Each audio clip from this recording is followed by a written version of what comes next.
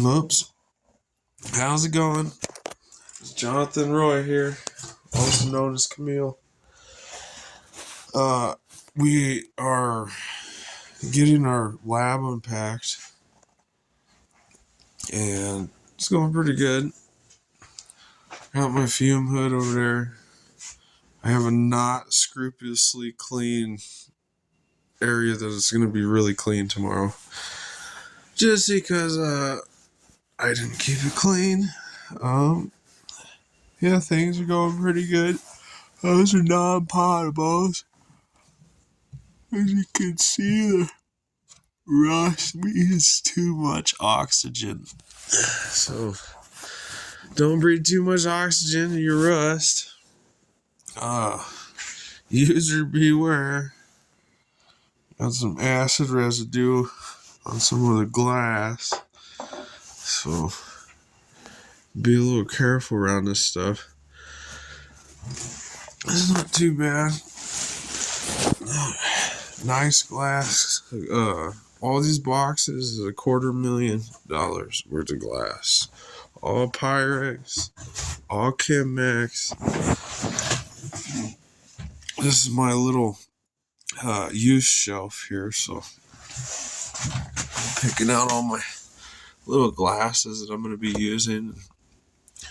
Should be nice. Keep me active without having to stall too much. Yeah, pretty exciting. This is a in vitro lab, so you can just imagine. I would say the only thing that you don't want to open are those boxes right there, because this is I think 5,000 sperm samples that were in vitro. That thing stinks. Oh man. So, yeah, this is how we do it. Just keep it real. Put my cup of coffee pots back there for my iron sulfate. Make up some crystals. Use the coffee pot because the glass is ruined after even just one reaction. So just use those and I can re-react and something I don't feel bad destroying. That's pretty good. Some of these need to be cleaned. So how it goes, if you got organic chemistry, you clean with acetone. And if you have chemical chemistry, you clean with water. But you can clean with vinegar water, and it gets it that much cleaner if there's any fog on the glass or anything. So when we get a chance, when we get all these scrubbed up, we'll be good. But serious, like every single part that I own out of my 1,950 piece lab that I purchased, every single piece is $50 or more. And just this piece of the Millipore is the Pyrex adapter is $650. And I got the full entire Millipore filtration.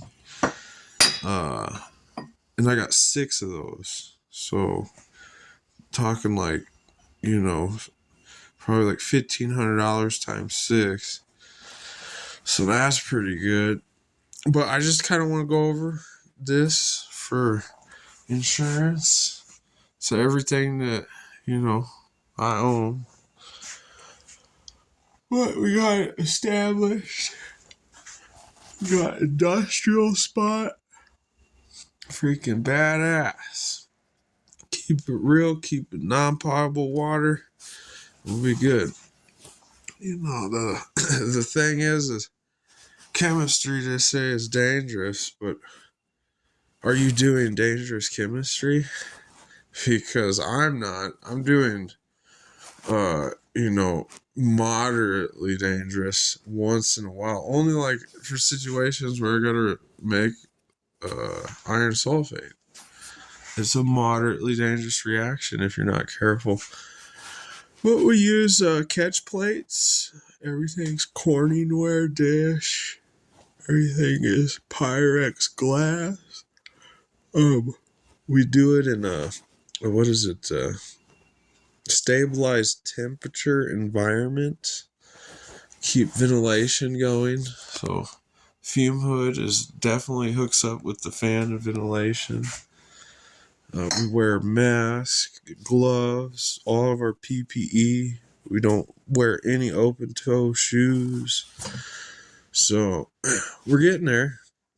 Now, the whole thing with this setup is we're getting gold. So let's walk over our gold stuff.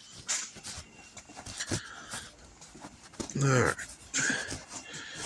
And we're looking at a different couple kinds of gold.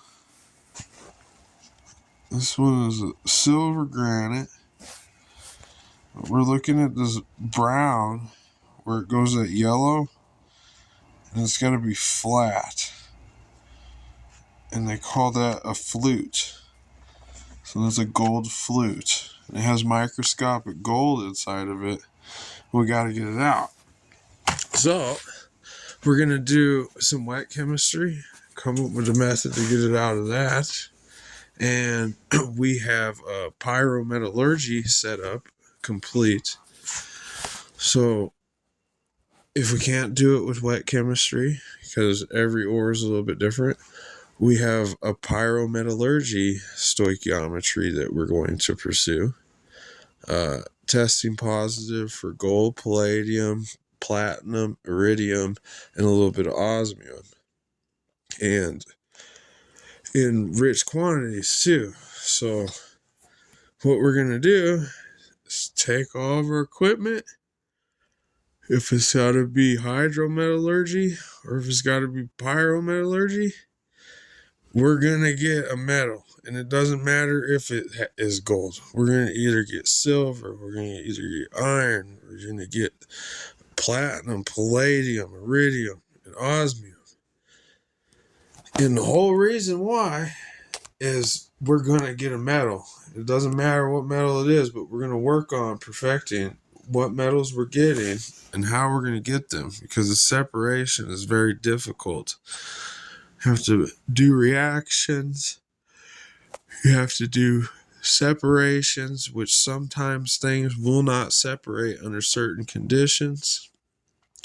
Once you get separations, you do concentrations, and that's usually done by reduction, where we reduce an ionic form of a metal into a base metal form.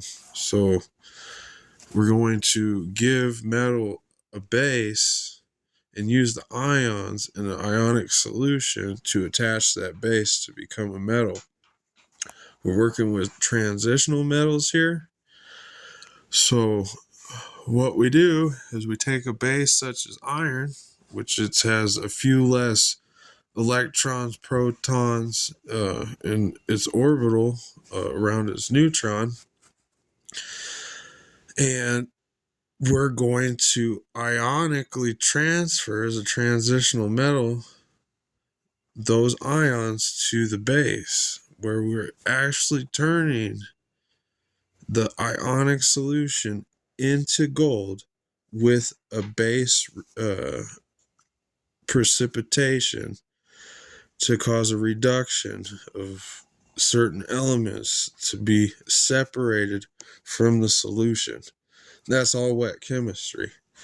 When we do pyrometallurgy, because we have the furnace, we have all of our cone molds, we got all of our heating equipment, we got all of our furnace, all of our crucibles, we have it all. If we cannot make something work, and we're going to go to the next step, but we're going to figure out what we're purifying and what elements that we can purify, so that we know in geological conditions that we can create a metal through some sort of separation. And we're going to obtain that. Now, wet chemistry is an amazing thing because you can create multiple separations and isolate each individual metal that is within a matrix. But there's certain procedures under certain conditions, and we're going to pay attention to those conditions. We have a microscope, which works great. It's 2,000 times microscope. Can look into things, see what they contain, make a really rough guesstimate of the elements that are in there so that we can come up with formulas and equations, whether that be hydrometallurgy, whether that be pyrometallurgy. It's like Tennessee Fire. We're going to get some Tennessee Fire because the ultimate goal here is to learn what works in both realms, whether that be wet, whether that be heat and fire. And we want to do that so that we know under certain conditions. If we do not have, a certain habitat that we are in when we go to collect rare earth elements in this earth, if we do not have, the capabilities to run wet chemistry, we're probably going to exclude that and focus on the bulk of something with something from the fire. And we got to understand those conditional variables for the geological conditional variables that we're involved with to see what we can use. And when we can use it, we need to make sure that it works. So this is the start of that. No matter what, if they could do it, for all these years, hundreds of years, we're going to figure out a way. And it's really slow process. I tell you, this is the cleanest that I've ever had things, because in 5 years, people haven't given me one day with enough energy to clean myself. I'm like, oh my God. So, just imagine how tough that is. It's going to be very difficult to get a little bit ahead of yourself. And you have to do a lot of studying to, capture the moment. But it's kind of cool. I like these test tubes. And a little ground glass Pyrex test tube. A little penny stopper. You have to watch out. So if you buy used glass, you can get, residues, which are the unknown. So it's automatically labeled unknown and toxic. Wear gloves. Maybe a respirator would be really good too. And with the unknown, sometimes you get these penny stoppers and they were previously lubed with glycerin or something. You don't know. But it comes in as a scrap.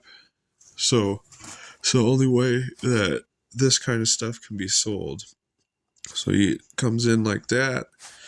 You take it, you're going to have to review it and be careful and see what needs to be done to clean it. So when you take on a project like this, when I say this is going to take me 2 weeks to clean all this glass, this is going to take me 8 hours a day for 14 days to clean all this glass.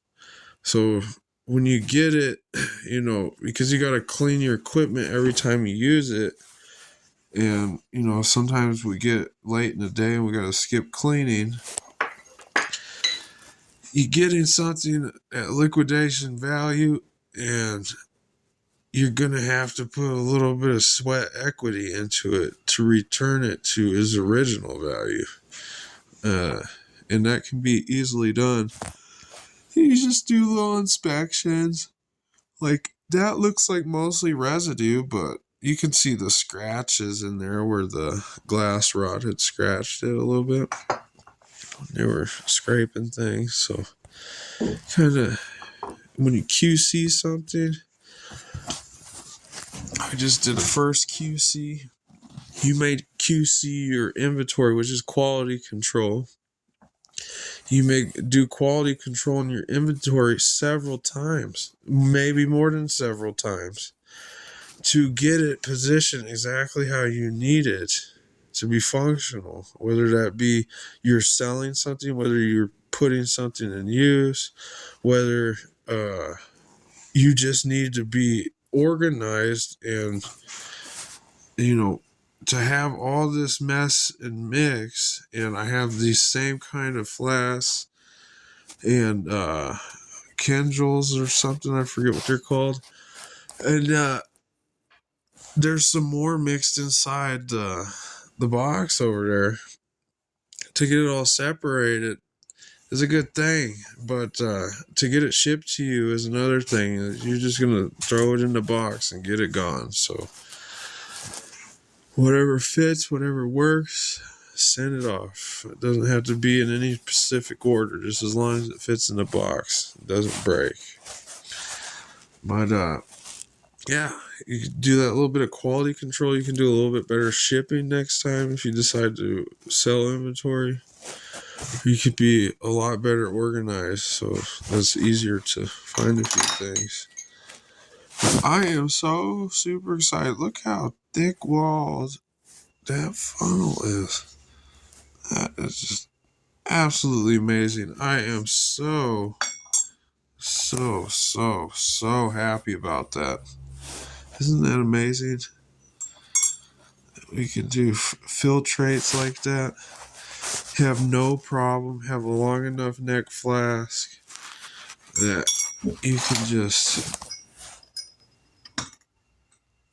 get your full volume there and not have anything to worry about. And it stand up tall.